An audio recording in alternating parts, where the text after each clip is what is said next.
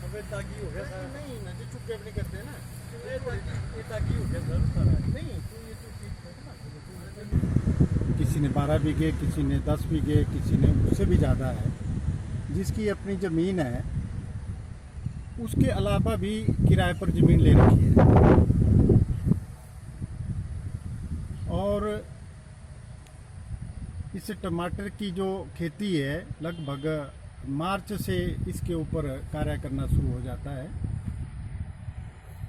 और जब इसका फसल का टाइम आता है ना तो सरकार साथ देती है और ना तो प्रकृति साथ देती है। इस वक्त जो टमाटर इस खेत में लगा है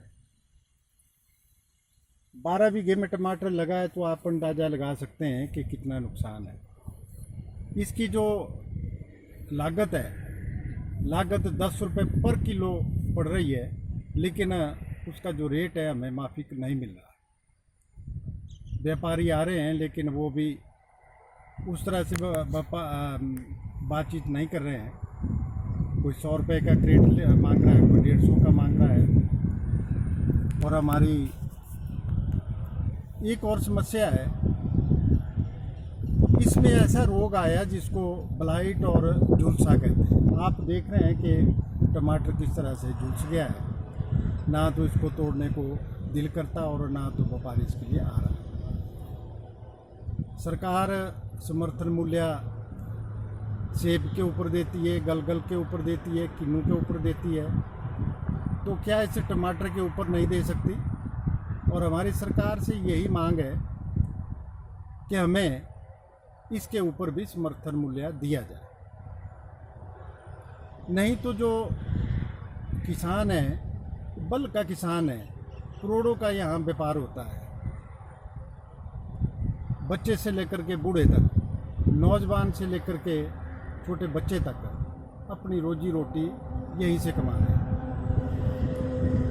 सरकार इसकी ओर ध्यान दे ताकि जो बल्क का किसान है उसको बचाया जा सके। यही हमारी सरकार से प्रार्थना है।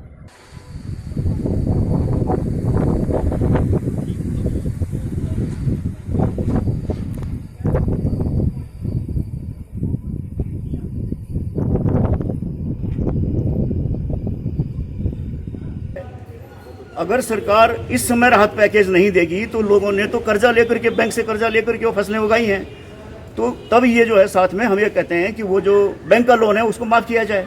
और दूसरा है कि जो स्वामीनाथन आयोग है उसकी सिफारिशों के अनुसार उसका समर्थन मूल्य घोषित किया जाए और मार्केट में इंटरवेंशन की जाए। जब ये रेट गिरता है उस समय अगर मार्केट में सरकार इंटरवेंशन करे, HPMC के माध्यम से उस टमाटर का उसको प्रोसेस किया जाए, उसकी प्योरी बनाई जाए, तो कम से कम इंटरवेंशन है। हम ये नहीं कहते कि HPMC सारा प्रोडक्ट खरीदे, परंतु मार्केट में इंटरवेंशन करेगी तो जो उत्पादन लागत है किसानों को अगर वो भी दे देगी तो ये अपने आप में मार्केट में कंपटीशन पैदा हो जाएगा।